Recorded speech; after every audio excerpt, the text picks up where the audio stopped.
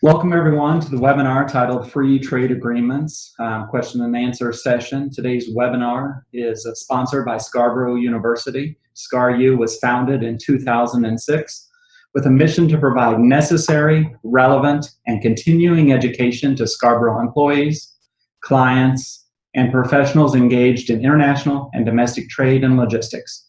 My name is Kevin Ekstrand. I'm a licensed customs broker, certified customs specialist, and I have the privilege of being Vice President of Sales and Marketing for Scarboro International. It's an honor to be with you today. This is an interactive webinar, as all our webinars are, and we are here to answer your questions, so please submit questions.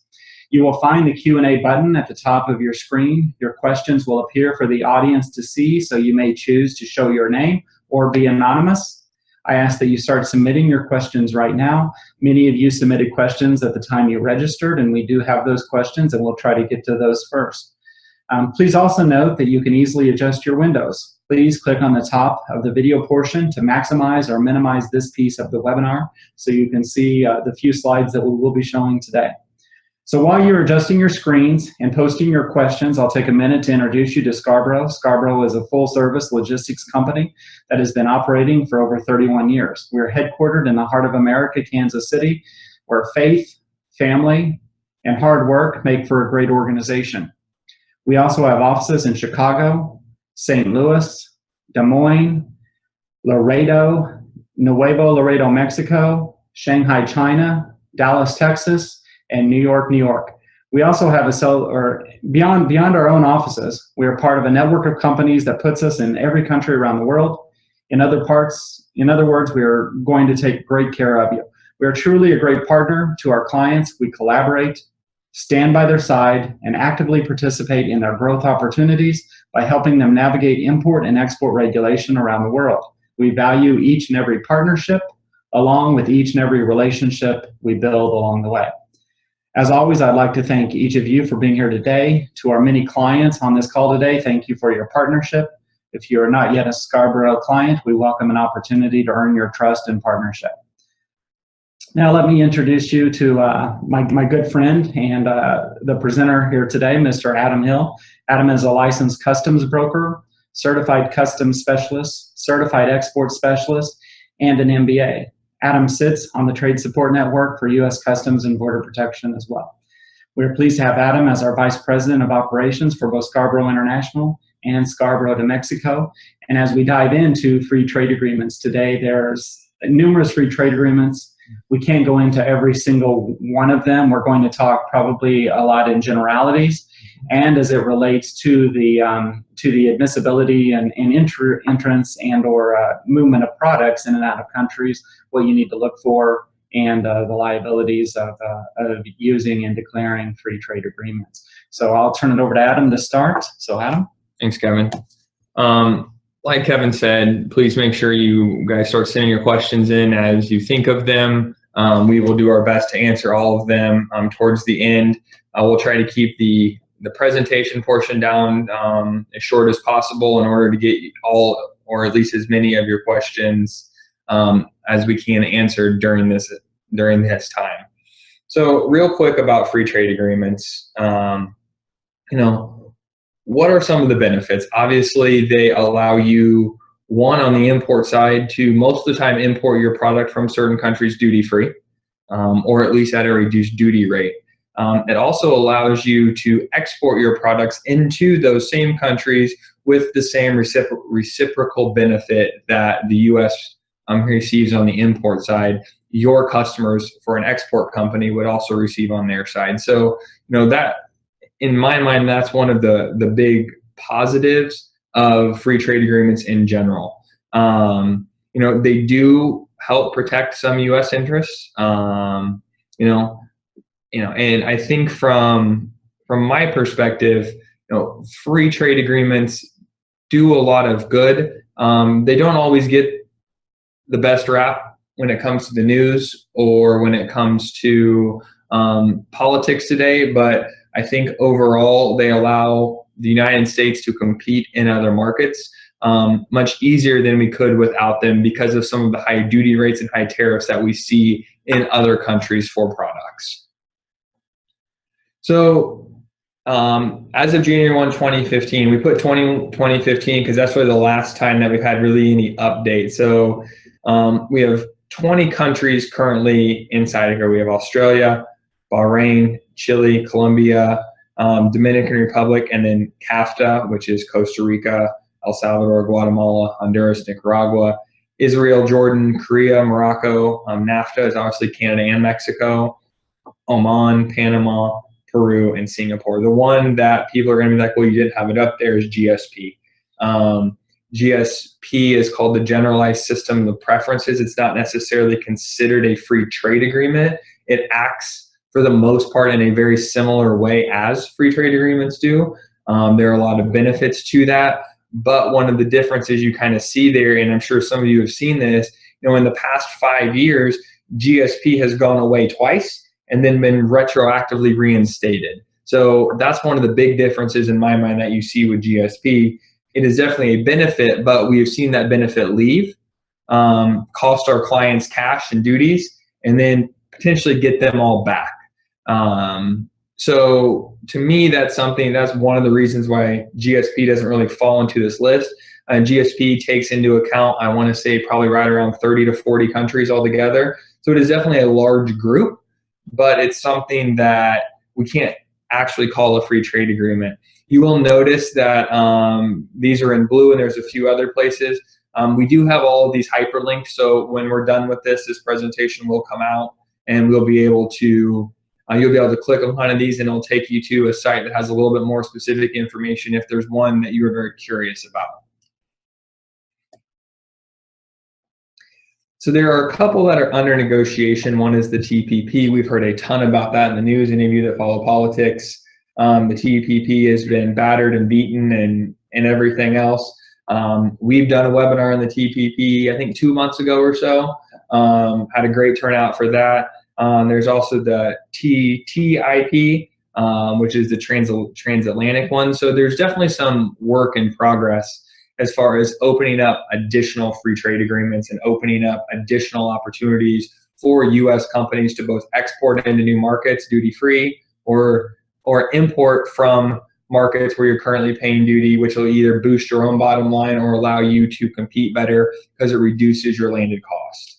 I will say something real quick about the Trans-Pacific Partnership. If you follow international news, and if you attended our TPP webinar that we gave several months ago, where we had the Department of Commerce on the presentation, and that was someone that actually negotiated the TPP from the industrial sector, present with us for that webinar. One of the things that we had that she had kind of predicted that might happen is that the Trans-Pacific Partnership would actually go to Congress, and that it was being highly talked about in Washington, D.C.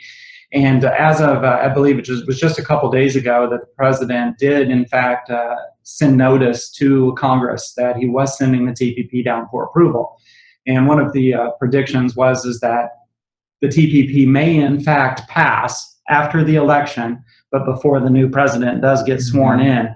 And based on what we're hearing from the media and those folks in D.C., it's highly likely that still might happen. So we'll see, depending. I mean, we know that the rhetoric on both candidates is negative, or both of the primary candidates. There are more than two. That is negative towards the TPP, but we'll see what actually happens. But it is going to be sent down to Congress to deliberate on. We got that news earlier this week. So, thank you. A couple of things we want to call your attention to is there is a tariff tool out there, export.gov, that has a great spot for you to kind of go in, go to export.gov, down you'll see the launch FTA tariff tool, and it'll take you to a site that looks kind of like this. Are you importing goods from, are you exporting to, and then kind of walk through, know your HTS numbers, and this will help you determine some of your products, do they have eligibility or do they not? So a couple of things to kind of talk about here is that textiles tend to be excluded from most free trade agreements. It's something that we see often. So that means that those of you that imports, t-shirts, or any kind of other textile, unless the free trade agreement specifically addresses those or was designed around those. One example would be the Haiti Hope Act, that there isn't going to be, textiles tend to be excluded from those. And those of you who import textiles, you're looking at 16 to 32% duty on those. So, that's one of, at least in my opinion, the main reasons. It's also, textiles become some of the most complicated when we start talking about what's the country of origin. Where was the cotton grown? Where was it sewn? Where was it cut to shape? And so we start to really get into the real intricacies of U.S. customs and their rules of origin, which I think is one of the biggest reasons why those tend to stay out of free trade agreements. One of the other things that that we see very common is that you, as, especially we start talking, if we look at the import side of this, you as an importer, the burden of proof is on you, not your supplier. And now I know we get free trade agreement forms, I know we get country of origin forms from people, but you need to take it another step. And I know it's not, everyone says, well, what am I supposed to do? My supplier gives me this. You need to do your very best to take that one step further and take one more step into the detail of what's going on. The reason for that is, like I said, is that the burden of proof falls on you. So one of the things that we'll see is that you'll get a country of origin certificate, especially if we're looking at like NAFTA, right? And there will be something on there that says screw, and it says it was made in either the U.S. or Canada. Well, customs knows that nuts and bolts and screws, most of them come from the Far East.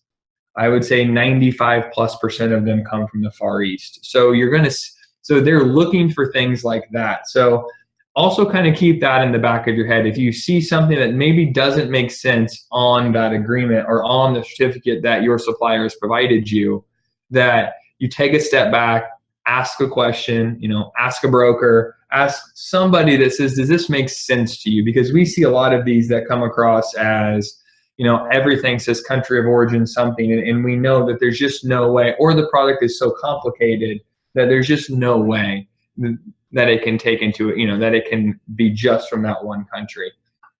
Another issue that we commonly see is you might be taking advantage of a free trade agreement, but your total savings is only $14 a year.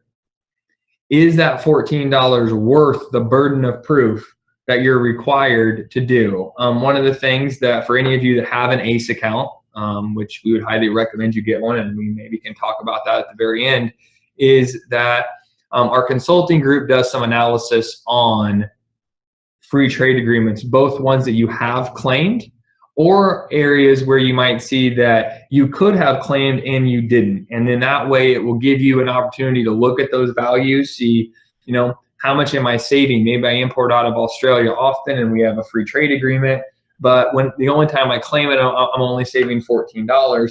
In my opinion, it's not worth it. Pay the $14. There's no reason to spark interest in your company for a free trade agreement claim for $14. So, and then on the other side, you might see that you're importing a lot of product from Chile and you've never claimed the free trade agreement. Well, maybe that's something you want to talk to your supplier about. Maybe there's hundreds of thousands of dollars worth of customs duty that you are paying every year that you don't need to be paying. And so from our perspective, it's something that you should look at least once a year.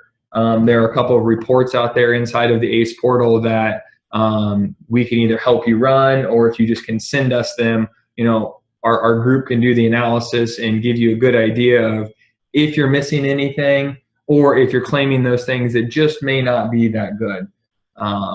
One example that I have seen is, especially when it gets down to like GSP, is we had a customer that was importing items, and luckily for them, they were able to prove that 90+% of the rubber in the world comes from Thailand.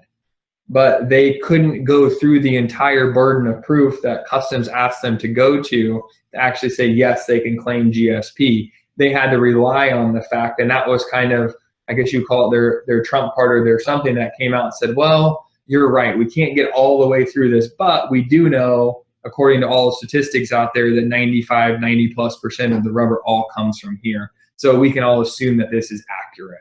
So be careful there. It is one area, we have a lot of customers that tell us right away, do not claim free trade agreements on any of the products that are coming in. They would much rather, take a look and say, does it make sense, rather than claim and not be for sure what's going on.